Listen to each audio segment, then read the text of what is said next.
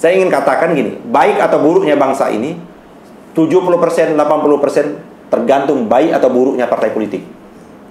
Kalau partai politiknya baik, insya Allah negara ini akan baik. Kenapa? Karena instrumen yang paling penting dan satu-satunya hanya partai politik untuk dalam rangka rekrutmen kepemimpinan yang ada di Republik ini.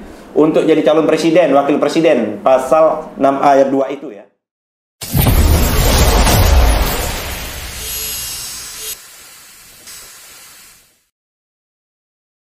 Assalamualaikum warahmatullahi wabarakatuh. Sahabat Jona Channel, berjumpa lagi dengan program Interview with Rusdi Setiawan Putra. Sahabat Jona Channel, alhamdulillah saat ini saya sudah bersama dengan Ketua Umum Partai Masyumi, Bapak Dr. Haji Ahmad Yani, SHMH. Tidak ketinggalan pula ada Bapak Sekretaris Jenderal Partai Masyumi, Bapak Dr. Haji TB Masa Jafar. Kita sapa beliau semuanya. Assalamualaikum Bang Yani. Waalaikumsalam warahmatullahi wabarakatuh. TB Masa Jafar. Waalaikumsalam warahmatullahi wabarakatuh. Kita buka ya, kita social distancing masih ya, satu ya pakai. Baik Bang Yani. Oke. Bang Yani, senang sekali berjumpa dengan Bang Yani hari ini di Ya. Interview with Rusdi Setiawan Putra. Sudah lama kita nggak ketemu. Dan kali ini ada beberapa pertanyaan yang saya akan dalami terkait. Jangan berat-berat lah ya. Dengan pendalaman terkait dengan Partai Masyumi. Oh, Masyumi, Ya. tema kita Masyumi. Masyumi Oke. dulu ya. Oke. Jadi Bang Yani dan Bang Masa, saya pengen tahu dan pemirsa ingin tahu lebih jauh apa yang melatar belakangi kelahiran Partai Masyumi yang pada tanggal 7 November lalu dideklarasikan. Ya. Mungkin Abang bisa lebih menjelaskannya lebih dalam lagi. Silakan Bang. Bismillahirrahmanirrahim. Assalamualaikum warahmatullahi wabarakatuh. Saya kira pertanyaan ini banyak sekali yang muncul, ya kan? Dan tidak hanya dari satu orang, berbagai macam pihak, berbagai macam golongan, ormas dan lain sebagainya. Dan sudah berulang kali juga kami mencoba untuk memberikan penjelasan kenapa Masyumi ini lahir kembali atau bangkit kembali. Karena kalau kita bicara masalah Masyumi, sebuah partai politik, ini adalah peristiwa sejarah, bahwa dia bukan hal yang baru, bahwa kita ingin mengkesinambungkan apa ya Pak Sekjen ya, mengkontinuitaskan proses kesejarahan. Mungkin pemirsa sudah mengetahui bahwa Masyumi itu ada dalam beberapa fase dalam perjalanan Republik ini. Ada MIAI sebelumnya di zaman Jepang ya, Majelis Islam ala Indonesia, ya kan. Setelah itu kita merdeka tanggal 17 Agustus, tanggal 7 sampai 8 November berdiri partai politik Indonesia, termasuk partai politik Islam itu ada Partai Politik Islam Indonesia Masyumi. Tapi Masyumi ini tidak sama dengan Masyumi yang ada di tahun 40-an sebelum kita merdeka 43. Kenapa namanya diambil sama? Ya, pada waktu kongres atau muktamar atau kongres namanya itu, Kongres Umat Islam di Jogja tanggal 7, tanggal 8 merespon maklumat IK, nah itu maklumat 10 yang dikeluarkan oleh Bung Hatta yang sebagai wapres. Memang pada waktu itu ada gagasan Presiden Soekarno dan ada gagasan Bung Hatta. Bung Karno pada waktu itu ingin partai tunggal, partai tunggal pada waktu itu, tapi Bung Hatta tidak. Kalau nama partai harus dibuka. Nah, oleh karena itulah keluarlah maklumat IK itu. Dalam rangka menyambut maklumat IK itu, para ulama, tokoh-tokoh Islam membuat yang namanya perhelatan besar. Itulah yang dinamakan Kongres Umat Islam. Disepakatilah pada waktu itu Kongres Umat Islam di kota Yogyakarta tanggal 7 dan 8 November berdiri Partai Politik Islam Indonesia itu bernama Masyumi. Nah, itu fase kedua, fase 1, fase 2. Fase ketiga itu adalah Partai Masyumi Re-Eporia kita 98, karena kita sama-sama mengetahui partai ini pernah banyak maklumat X itu bahkan lebih dari banyak partai. Pada pemilu tahun 55 itu pesertanya tidak hanya dari partai politik, ada juga dari orang per orang. Itu luar biasa itu. Nah, di sini saya ada titik juga ini nanti akan bicara. Pemilu 55 kebetulan ya kan adalah yang sebagai penanggung jawabnya itu adalah Pak Burhanuddin Harahap. Yang pada waktu itu dia Menteri Dalam Negeri. Orang menyatakan itu pemilu paling bersih dan paling jujur. Tapi di balik itu ada tokoh yang namanya Burhanuddin Harahap. Siapa Burhanuddin Harahap itu? Adalah tokoh Masyumi juga. Bahkan kalau kita mau balik lagi ke belakang, Kita ini baru mengenal Indonesia, dan nama Indonesia itu sebelumnya kan masih kerajaan-kerajaan. Yang pertama kali mencetuskan perhimpunan Indonesia itu di Belanda. Ya kan, mahasiswa-mahasiswa Indonesia yang di Belanda, yaitu Dr. Sukiman yang ketua perhimpunan itu sudah mencantumkan yang namanya tidak lagi Hindia Belanda, tapi sudah mencantumkan Indonesia dan sudah mencantumkan tujuannya adalah Indonesia merdeka. Siapa itu nanti Sukiman itu? Adalah itu nanti ketua umum pertama Masyumi, seperti itu. Nah, ini kita ingin mengembalikan perjalanan sejarah ini. Nah, tahun 98-99 itu setelah reformasi dibangkitkan kembali Masyumi, Partai Politik Islam Indonesia Masyumi pada tahun 98 itu. Nah, kita sama-sama mengetahui setelah reformasi ini partai begitu banyak, ya kan? Bahkan kalau sampai sekarang ini ada 5 partai yang bisa kita kategori. Partai yang berazaskan Islam itu 3, partai yang berbasiskan Ormas Islam 2. Partai yang berazaskan Islam itu adalah P3, PKS, PBB. Yang berbasiskan Islam itu PKB dan PAN. 5 partai ini, ya kan? Nah, itu pertanyaan juga lagi. Kenapa sudah ada 5 partai ini, kok mendirikan partai baru lagi? Apa tidak memecah belah lagi suara umat? Itu selalu pertanyaan. Kenapa kita tidak memperbaiki atau bergabung di PKS, bergabung di P3, atau bergabung di PBB, PAN, atau PKB seperti itu? Dan tentunya saya dengan Pak Tibi Masa dengan kawan-kawan sejak Pilpres kemarin, Pileg dan 2009 itu kita serius betul mendiskusikan termasuk opsi-opsi yang tadi.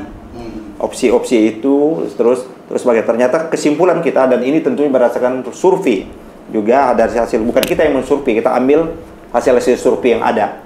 Nah, dari hasil survei yang ada itu sungguh mengecewakan kita. Pemilu 2019 yang lalu itu mengecewakan umat mayoritas atau rakyat mayoritas di Republik ini. Ya kan, jauh betul suara 5 partai ini tidak mencapai angka 30%. 55 itu hampir 45% itu suaranya.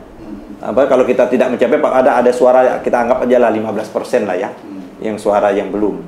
Nah, oleh karenanya dengan berbagai macam pertimbangan kita kesimpulkan, maka kita nawaitunya, niatnya adalah udah kita menghidupkan kembali Masyumi. Pertanyaan berikutnya, apa tidak jengah? Rakyat kan sudah muak. Berdasarkan hasil survei-survei kan, selalu saja partai politik ini menjadi terpidana atau terdakwa hasil survei itu.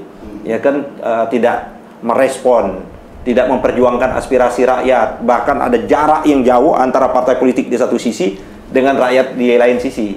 Bisa kita lihat juga itu, bagaimana rakyat atau mahasiswa demonstrasi di luar gedung parlemen, tapi di gedung parlemen berbeda.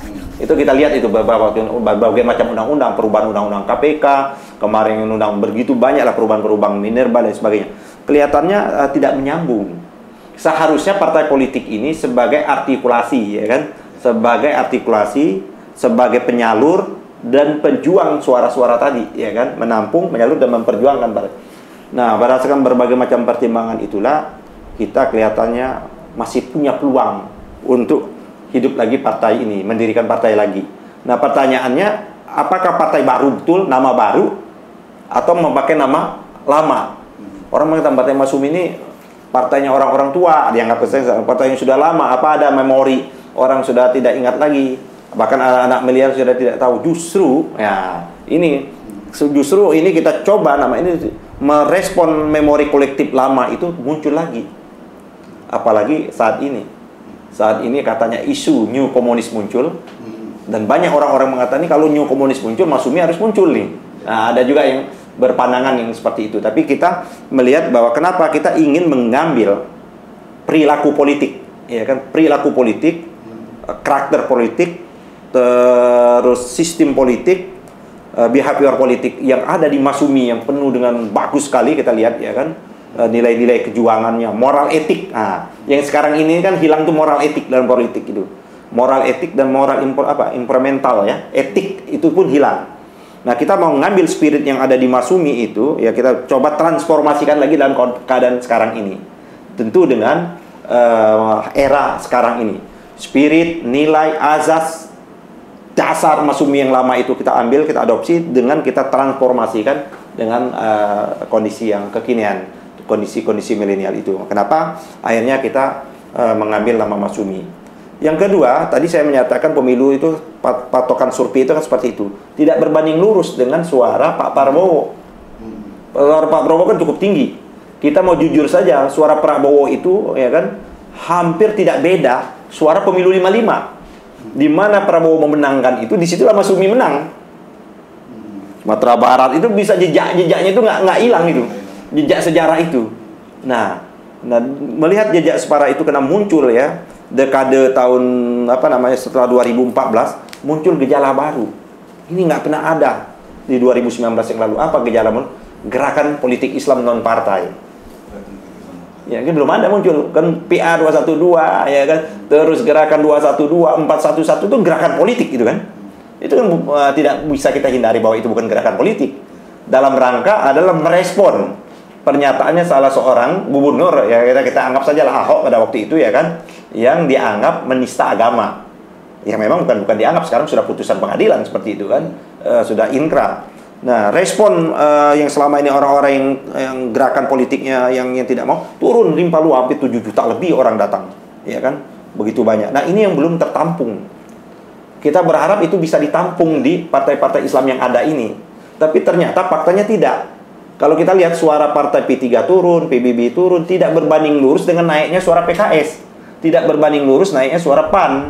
Tidak berbanding lurus naiknya suara PKB. Kita berharap dengan suara gelombang baru Islam yang politik yang baru non partai ini banyak, seharusnya ini suara-suara partai Islam ini bisa mendominasi, bisa 40% kalau digabungkan kan.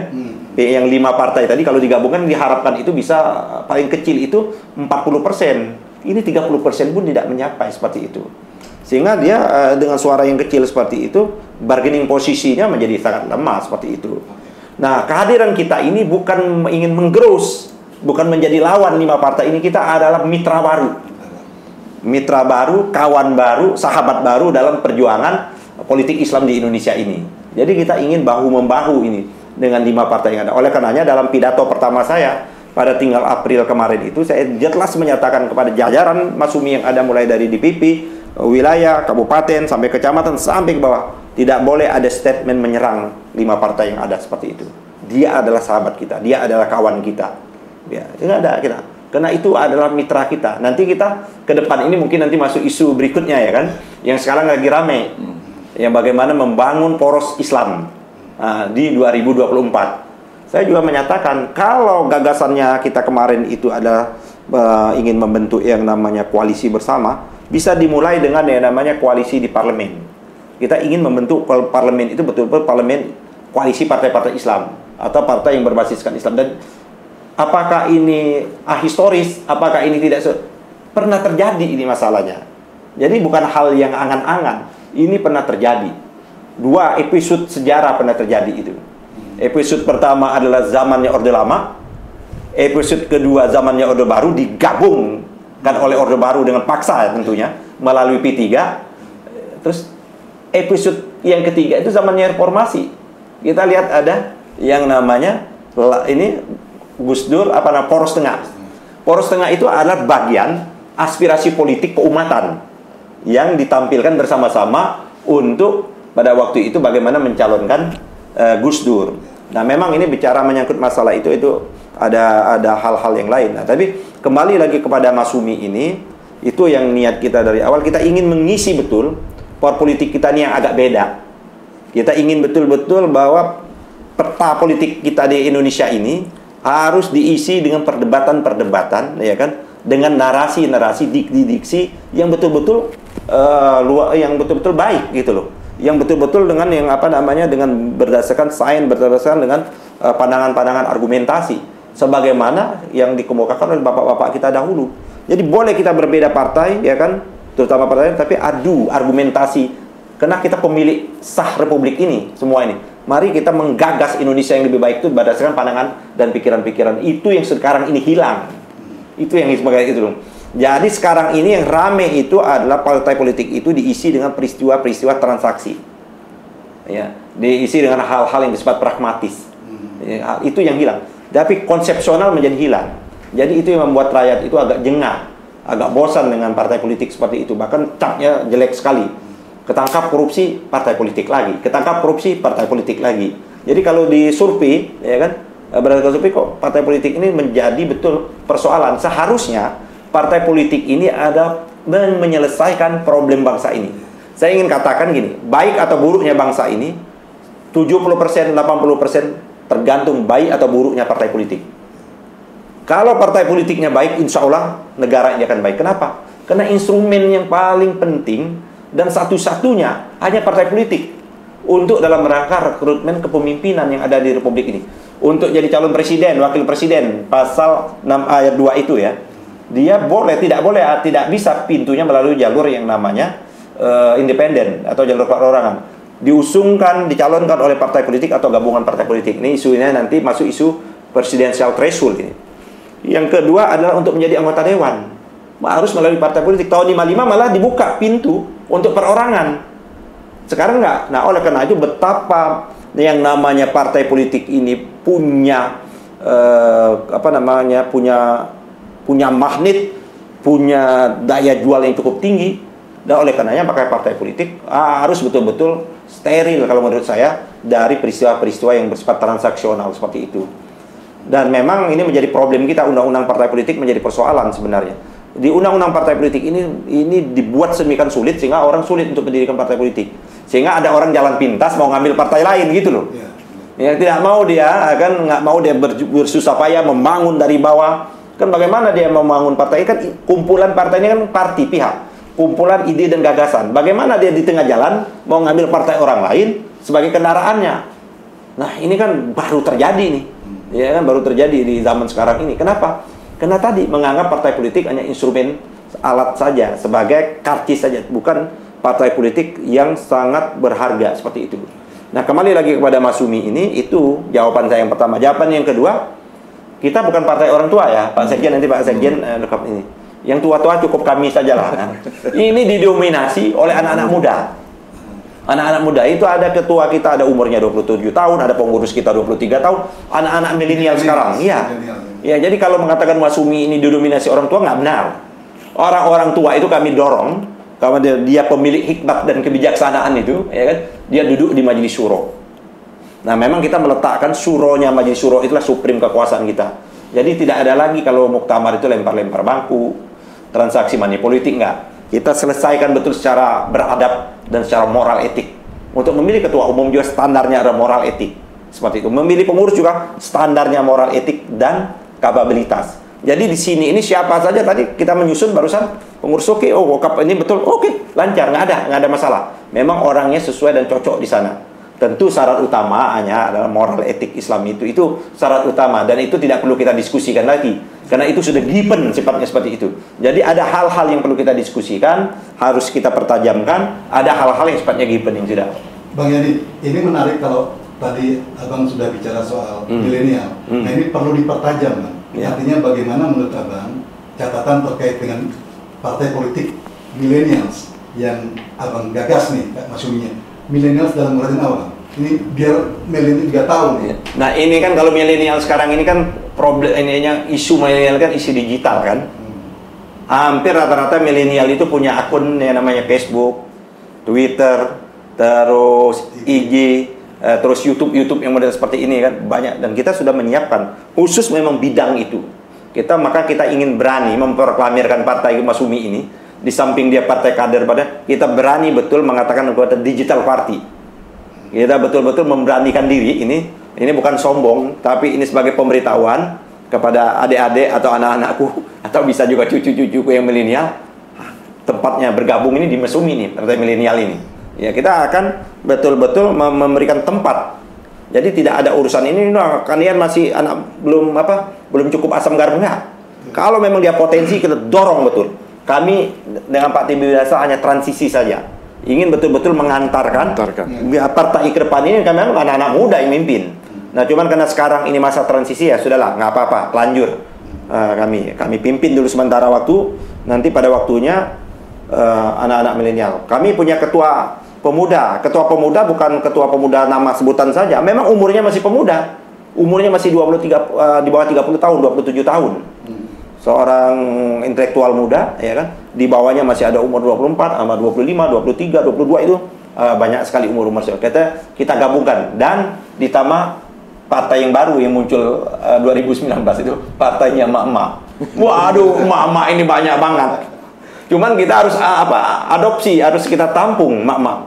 Ke mak-mak yang banyak ini ya terpaksa ada yang akhirnya kita buat unit mak-mak lah sendirilah yang namanya muslimat. Jadi representasinya masuk di pengurus harian kita gitu. Karena ada semangat mak-mak itu ya, semangat tahu mak-mak, kapan lagi bang kita turun bang.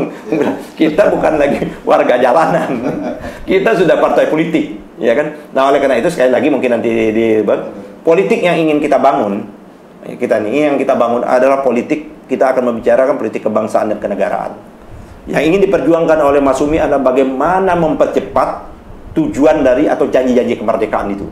Apa janji-janji kemerdekaan itu? Mencerdaskan, ya kan, melindungi tumpah darah. Tidak boleh ada rakyat Indonesia atau dimanapun dia berada, dia tidak dilindungi. Ini kan banyak sekali kita di luar negeri tanpa pelindungan yang, ya kan, TKA dan TKI kita kan, padahal dia sumber devisa tanpa pelindungan yang cukup jelas. Bahkan di sini kita tenaga kerja kita banyak yang nganggur, kita menerima tenaga kerja asing, terutama dari Cina yang begitu banyak datang kan. Nah ini salah satu bentuk program kita. Jadi betul-betul kita ingin melindungi segenap tumpah darah itu. Terus yang kedua, kita ingin ikut terlibat mencerdaskan kehidupan bangsa. Nah bagaimana kalau kita ingin mencerdaskan kehidupan bangsa, kalau di partainya juga tidak mencerdaskan. Nah di kita ini semua adu pikiran, gagasan boleh kita adu di meja, kita buka di atas meja. Tapi setelah kita ambil keputusan baru sami'na wa ta'na, seperti itu. Baru dengar, turut dan taat seperti itu. Nah, jaga apalagi yang terakhir, ikut menciptakan ketertiban dunia ini. Sekarang kan tatanan dunia ini kan tidak adil. Kita hampir seluruh ini kan terjadi ketidakadilan. Tapi untung saja kita dikirim bala tentara. Saya nggak tahu nih bala tentara atau bencana nih pandemi ini kan. Sehingga bumi dan dunia ini kan direstart ulang kembali kan. Nah, ini kita mencoba di mana perannya Islam yang dalam konteks seperti itu. Nah, kita ingin menawarkan gagasan seperti itu. Nah, oleh karenanya tagline kita itu kita Mas Sumi memanggil. Nah, Mas Sumi memanggil itu apa yang kita panggil di samping anak-anak biologis, anak-anak ideologis, siapa saja yang ide dan gagasan yang sama dengan Mas Sumi, mari bergabung. Tapi kita juga ingin memanggil dalam hal-hal yang lebih substansi tentang negara. Kita betul-betul ingin memanggil, mengembalikan lagi kedaulatan negara ini. Contoh kita betul-betul kita berdaulat sekarang. Kalau Bung Karno kan yang namanya Trisakti, berdaulat di bidang politik, mandiri di bidang ekonomi, kemandirian berbeda dalam bidang kepribadian. Pertanyaan, betulkah kita berdaulat di bidang politik?